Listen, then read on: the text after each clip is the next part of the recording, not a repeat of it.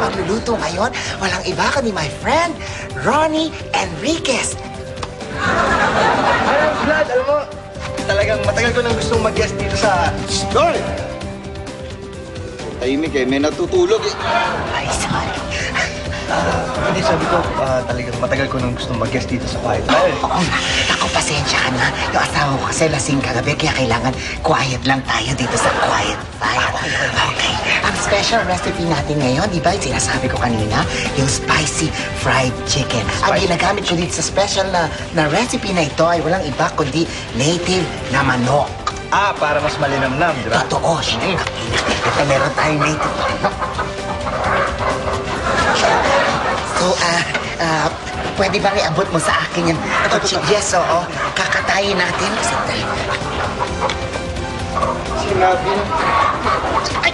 Hindi ka kaitigil. Isa pa ang ingay nyo. Sorry, sweetheart. Sandali, gagawa ko ng paraan. Press na natin ang chicken, ganito na magiging itsura niya. Ganyan na. Ganyan. Babalatan natin. Tapos, pagka natanggal na lahat ng mga balahibo, i-chop natin siya at ganito na magiging itsura niya. Ayan. Okay. Ngayon naman, pwede na natin siyang lagyan ng mga kung ano-anong ingredients. Sisimulan natin with chopped garlic. Chop garlic. Kaya ko yan. Ay, okay, sige. Go.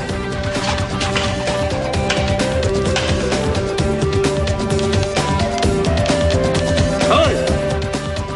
Isa pa ano nyo, talaga? Pasensya, nagka-chop lang. Shh! Pwede ba? Iba po. Sorry. Ayun. Kailangan din natin ng sibuyas. Sibuyas. Chop din tayo ng onion. Okay.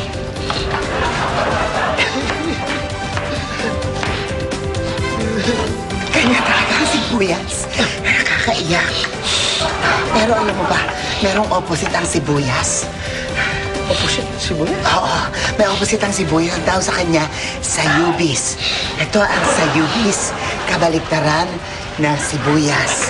Ito, pag hiniwa mo, ibang magiging epekto. Try mo, sige. Bakit ka mo opposite ng sibuyas? Kasi pag siya hinihiwa mo, matatawa ka.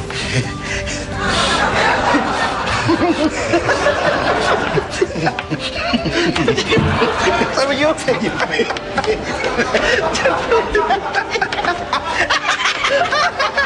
sinabi ng tahimik eh, natutulog yung tao eh. Okay. Paiinitin natin ang ating kawali. Tapos lalagyan natin ng cooking oil. Tapos we will start frying the chicken.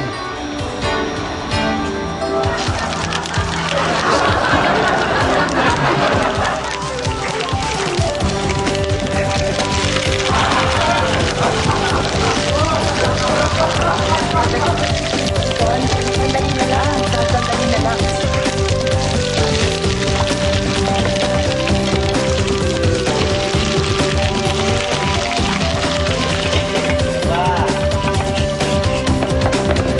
At pag okay na ang lahat, pag naprito na siya, ganito na ang magiging itsura niya. Wow! Finished product, native spicy chicken. At kung gusto mong mas maganda at mas masarap ang amoy, pwede mo rin siyang lagyan ng moto-moto. Moto-moto ang pampasarap ng manok. Umamin! And of course, syempre, for extra spice, lalagyan natin siya ng pepper. Gagamitin natin ang ating automatic pepper mill. Yan, lahat ng mga guests namin gustong gamitin yan. Go, Ronnie!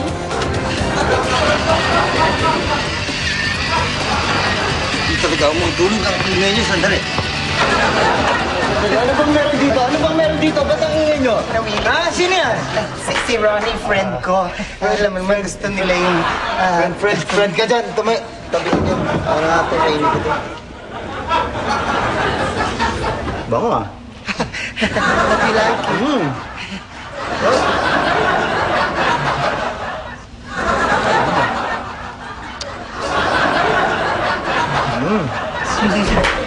Sarap.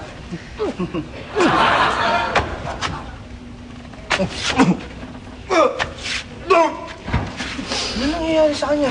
Ha? Ano nangyari?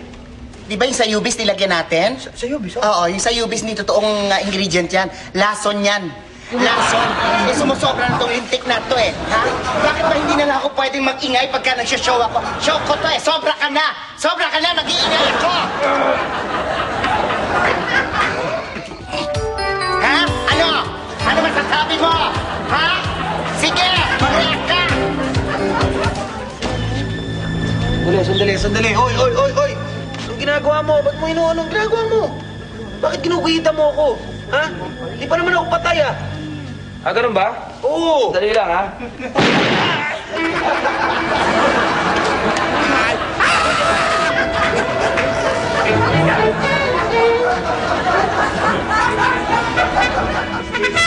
Maraming sige.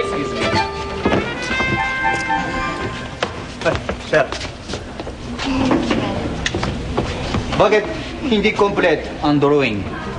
Eh sir, kasi kambal yan eh. Yung isa lang namatay. Ito yung namatay lang.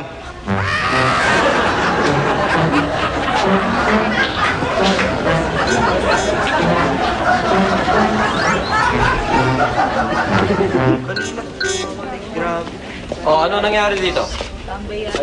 Sir, nakuryente po siya sa banyo habang naglalaba. Sandali. Namatay siya sa banyo? Bakit siya nandito sa labas?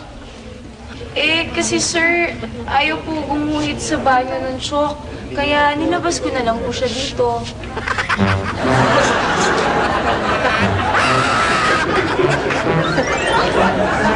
Ilan? Ano? Adobo. Yan lang. Nakakapusik. Ha? Kuya, hindi ko na talaga matis yung gutom ko.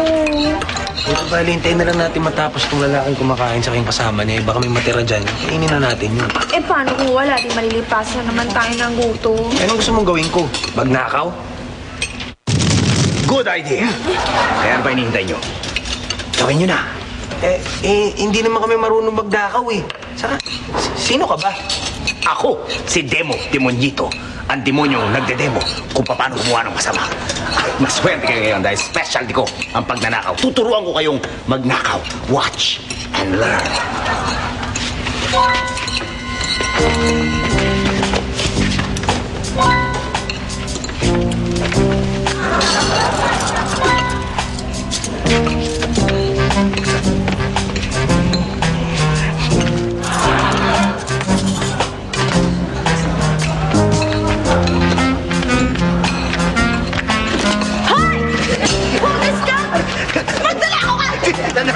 Hindi ako si Judas! Demonyo ako! Aray! Sorry! Aray! Nalaman mo na bang mapapag-aral ka niya? Tutulungan tayo para magkatrabaho at ang kanyang plano ay magkabal tayo. Si Villa ang tunay na mahirap